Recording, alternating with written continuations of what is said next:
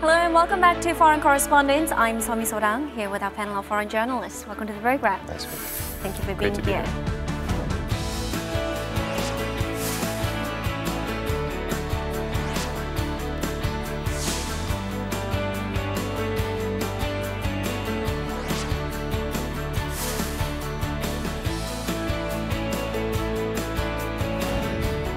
The curtains have come down on the highly anticipated third Inter-Korean Summit.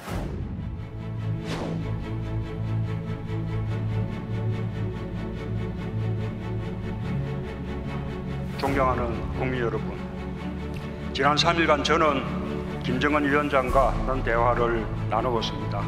가장 중요한 결실은 군사 분야 합의입니다.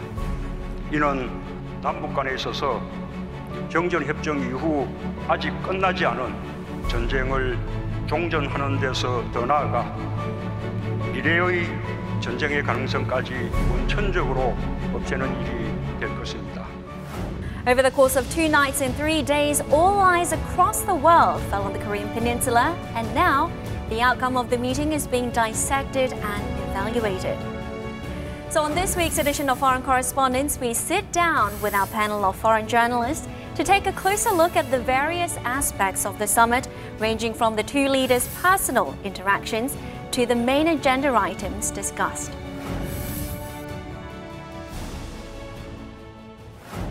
On September 18th, President Moon Jae-in and the First Lady arrived in Pyongyang for the summit. And from the moment they landed at the airport, the North Korean leader Kim Jong-un gave them the ultimate VIP treatment, to which President Moon reciprocated with some unprecedented displays of diplomacy. What were some of the key moments that stood out for you during the 3-day summit? Yeah, I mean, I think the optics of it were quite striking at points. I mean, from the welcome at the airport to, you know, cruising the streets of Pyongyang in an open-topped car and seeing the crowds waving from the side. And I think seeing President Moon addressing the mass games was a really stunning image. That probably was the most striking to me visually and, you know, symbolically maybe. And, if, you know, even seeing them on the top of Mount Paektu also was, so there was quite a few optics moments that were, you know, pretty remarkable. What were some lasting images for you, Johan? Well, I agree. I mean, that speech in the stadium in front of 150,000 people was just amazing. And like, it was also the first time, I think, that the South Korean president or a South Korean official would speak directly to North Koreans. And that was just amazing, uncensored. And he was even saying that North and South Korea will get rid of the nuclear weapons. He said it in front of the North Koreans. 김정은 위원장과 나는 한반도에서 전쟁의 공포와 무력 충돌의 위험을 완전히 제거하기 위한 조치들을 구체적으로 합의했습니다. Okay, and Stan? To me, the back to sun moments were the most remembering. And the water bottle moment? Yeah, the water bottle, the picture where Moon Jae-in is picking water from the lake. And two leaders standing on top of the tallest mountain in the Korean Peninsula and holding their hands was quite spectacular also. Yeah, a very significant mountain for the history of Korea. Right, the sacred mountain. Exactly. And what was the atmosphere like at the press center? Both of you were there. It was good. It was super busy, but it was great. It was all very well organized, and it was strange that we had to wait for the images coming out of North Korea. I mean, if the summit was held in the south, you would have like live TV all the time and updates, and now you didn't really know when the next update will be coming, and so that was kind of weird, but for the rest it was great to be there. Thomas, how did the atmosphere compare to the first summit?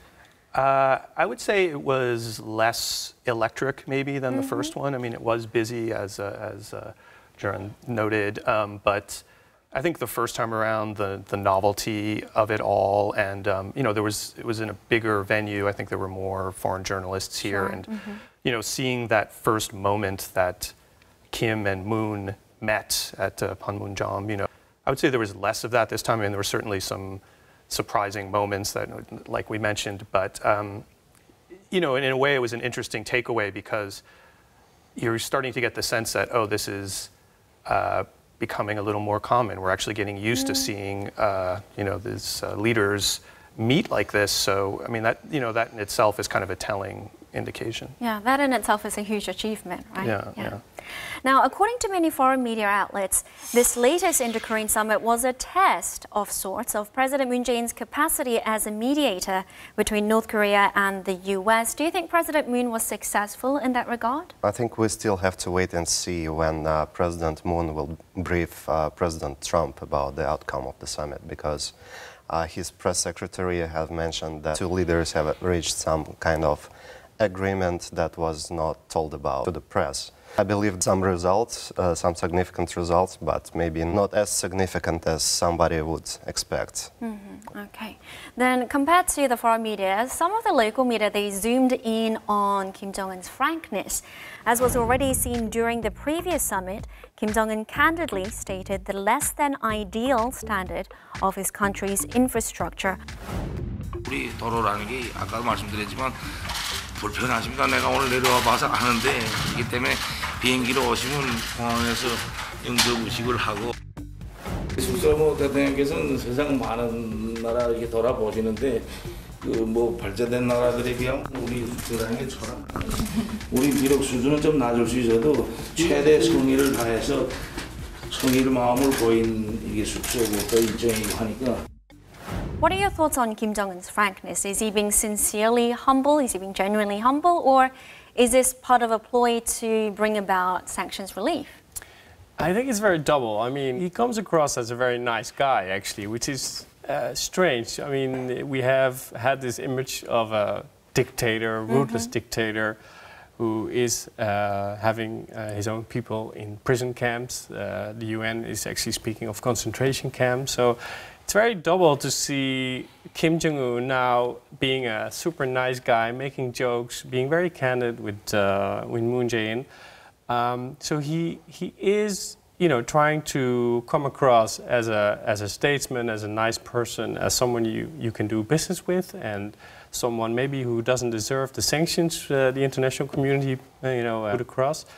But at the same time, we have to remember that this is one of the most ruthless dictators of the planet, and so when I look at this picture, it's kind of double for me. Sure. On the second day of the summit, so September 19th, President Moon Jae-in delivered an address in front of 150,000 North Korean citizens.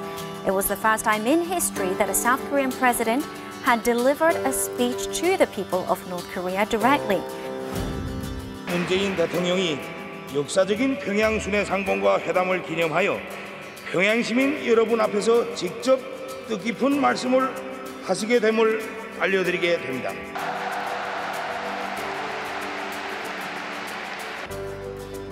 평양 시민 여러분, 북녘의 동포 형제 여러분, 우리는 5,000년을 함께 살고 70년을 헤어져 살았습니다.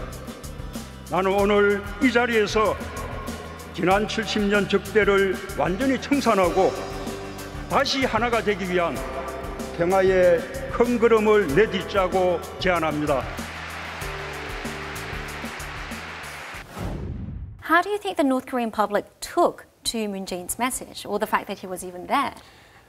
I think it was a deeply meaningful moment for them. I mean, again, like trying to read the faces in the crowd or something, on the one hand you think, okay, people are sort of forced to be there, or they have to act a certain way or respond a certain way. But, from my reading of it, people did seem genuinely affected by his words and his presence. And I think it's interesting just to see crowds cheering his arrival and chanting for unification. And I think he really spoke to this idea that, Koreans are one people. And I mean, he really hit upon that point that I think North Koreans also believe, So, I think that it was a deeply meaningful moment for them. Okay. Now let's move on and talk about the First Lady. Kim Jong-un's wife Lee Seol-ju, who was absent during the Pyongyang-Washington summit, was present at the airport with her husband to personally greet President Moon Jae-in and First Lady Kim Jong-suk.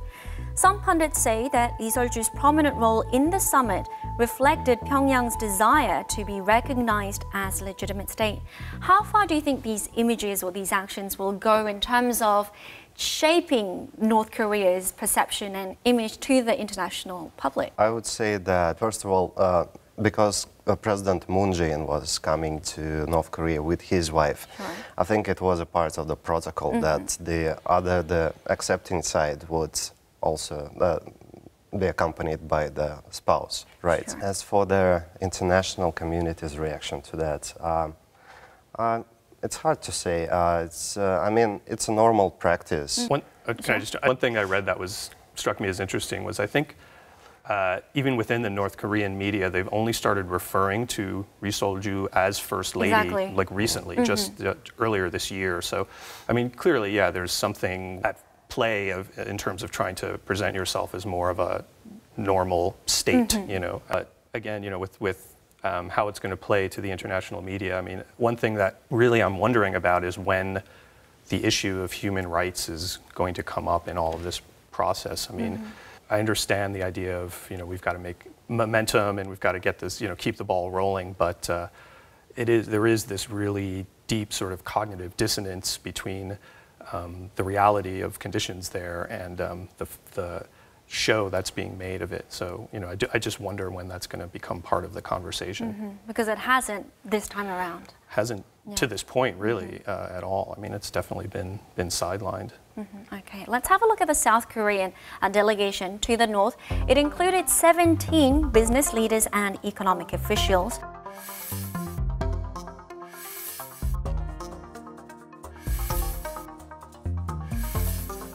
평양역 건너편 새누리집 건물에 과학 중시, 인재 중시라고 그럽니다. 요즘 남북관계 잘 되고 북미 정상회담도 잘 돼서 빨리 건강사도 풀리고. 우리가 진짜 손을 잡고 지혜와 힘을 합쳐 나간다면 얼마든지 경제 현대화 사업에서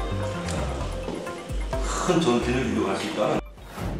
Now, some critics question the appropriateness of this, quoting North Korea's sanctions that are still in place. What are your thoughts on this 17-member business delegation?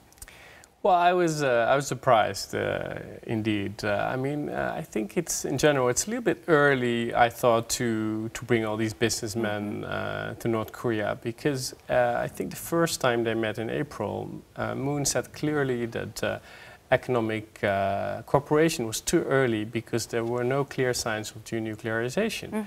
So. As of today, there are no clear signs of denuclearization. So I think to actually bring about these businessmen as a sort of a carrot to show like this is possible. Right. Could be a strategy to convince Kim Jong-un that he should give up his nuclear weapons, but it could also be a little bit too early to already send these guys over. And so I was a bit surprised that he already took them with him to North Korea. Yeah, I agree. But on the other hand, I think that it was part of the South Korea's move to prepare grounds for the time when the sanctions would be removed and the South Korean business would rush to North Korea. So maybe it was not too stupid to bring all these people to North Korea so they could meet the Vice Prime Minister, talk to him about economics and maybe the future cooperation, the future business that they could do together and get prepared for the moment when the sanctions are relieved. Then do you think it suggests that part of South Korea's side thinks that sanctions will be relieved in the near future? I think so, yeah. Maybe not in the very near future, but it should be removed once North Korea denuclearizes. And it was said that Kim Jong-un would be pushing to do that as soon as possible. Okay. Now let's delve into the nitty-gritty of what was agreed upon during the summit. On September 19th, the second day of the third summit, the leaders of the two Koreas announced the Pyongyang Joint Declaration outlining their various agreements. 90년 세월 지속되어 온 처절하고 비극적인 대결과 적대의 역사를 끝장내기 위한 군사 분야 합의서를 채택하였으며 조선 반도를 핵무기도 핵 위협도 없는 평화의 땅으로 만들기 위해 적극 노력해 나가기로 확약하였습니다. 우리들의 모두에게 아주 기쁘고 고마운 일입니다. 한반도의 완전한 비핵화가 멀지 않았습니다. 남과 북은 앞으로도 미국 등 국제사회와 비핵화의 최종 달성을 위해 긴밀하게 협의하고 협력해 나가기로 했습니다. What were some of the highlight agreements for you? I think, you know, the really more strikingly significant parts of it were the kind of military cooperation agreements, you know, and the attempts to reduce the tension along the border area. I mean, and that was really much more specific than we've seen for many of the other agreements from the Panmunjom Declaration or the Singapore Declaration. I mean, this was, I think it was like 55 pages, you know, and had really specific, measurable kind of details, you know. And I think, yeah, the denuclearization stuff, you know, was a bit underwhelming, at least as far as what came out in the agreement. I guess we'll see if there's more that President Moon is going to offer to President Trump, maybe on the sidelines of the UN General Assembly. But I think, yeah, trying to tone down the potential for military conflict in a conventional sense is, you know, actually a really significant and important step. And I think that's probably the major thing that came out of it to me. So more the military agreement than the joint declaration stood out for you? Yes, yeah. What were some of the underwhelming aspects of the agreement, do you think? Well, I think Moon went to North Korea and he actually said that he would expect Kim Jong-un to make a big step in the negotiations with the US, and he would try to convince Kim Jong-un to make this step. And we were talking to some experts in the week before the summit, and they were also saying that they expected Kim Jong-un to make a major concession, like maybe even give up some warheads. And maybe you know, these expectations were too high, but they were set by the government itself. So I think looking at, you know, the expectations that were given before the summit and what actually came out of it, I think the outcome was maybe a little bit disappointed. But if you compare the whole agreement to what came out of the earlier summits in 2000, 2007, it's much, much better. So I think we have to, you know, put it a little bit into perspective, and then it's a major step forward. Okay, so continuing on with that denuclearization thread, do you think we have made significant substantive headways in denuclearization during the summit? I wouldn't say so. I mean, in the declaration, there were only two major steps mentioned. One of them is dismantling of the Sohae rockets facility. That's one concrete thing. And the second is when Kim Jong-un promised that he would dismantle Yongbyon nuclear facility if the United States makes some steps. Right. And he mentioned it was unspecified what sort of reciprocating steps that was. Can you speculate? Yeah, I presume that in the declaration, in the Pyongyang declaration, it is said that if the United States makes moves according to the spirit of the Singapore declaration between Kim Jong-un and Donald Trump. And the Singapore declaration, it was mentioned that the two countries are supposed to set up diplomatic ties, and the United States would offer North Korea some security guarantees. So I think that North Korea is expecting, first of all, these security guarantees, and that might be like signing of the peace treaty between the US and North Korea. Okay. Now, alongside the joint declaration, the two Koreas also signed a comprehensive military agreement in compliance with April's Panmunjom joint declaration. What's your overall assessment of this military agreement? Do you think it will actually undermine South Korea's military might? I don't think so. I mean, the agreement was aimed at cooperation between the two militaries. I think that's very important. I think the overall aim was to prevent any escalation in the future. For example, when the one side is doing a military exercise and the other side doesn't know about it and may interpret it as an antagonizing action. And I think now with this military committee, which is going to be operational very soon, the two sides can actually inform each other of exercises that they are going to do in the vicinity of the DMZ. So I think it's very positive. Quite positive. All right, let's now move on to the economic cooperation. The Pyongyang Joint Declaration outlined many fine details regarding expansion of cross-border economic ties. Meanwhile, the 17-member delegation of South Korean business leaders and economic officials held discussions with their North Korean counterparts following a tour of the country and its economic infrastructure.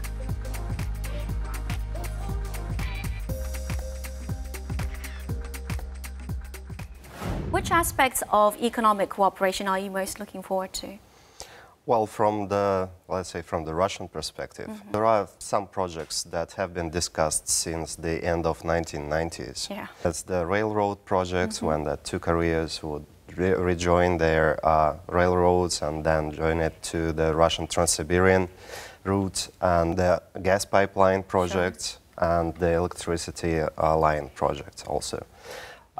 You know, after the summit, many Russian politicians and some businessmen also voiced optimism about it, because the Inter-Korean reconciliation and economic cooperation could move those projects from the dead point where it is now. So this is what Russia is looking for. Okay, so speaking of Russia's reaction to the summit, let's have a look at the regional powers' reaction to the third summit. On the eve of the summit, the U.S. called for an emergency UN Security Council meeting regarding sanctions placed on North Korea. We're not there yet.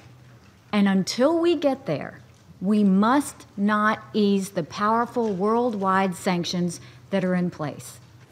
Подумать над созданием особых условий в Комитете СБ 1718 по санкциям в отношении КНДР для заявок на временное изъятие санкционного режима для осуществления проектов межкорейского сотрудничества. Do you think the outcome of this third meeting will change how the international community views sanctions on North Korea?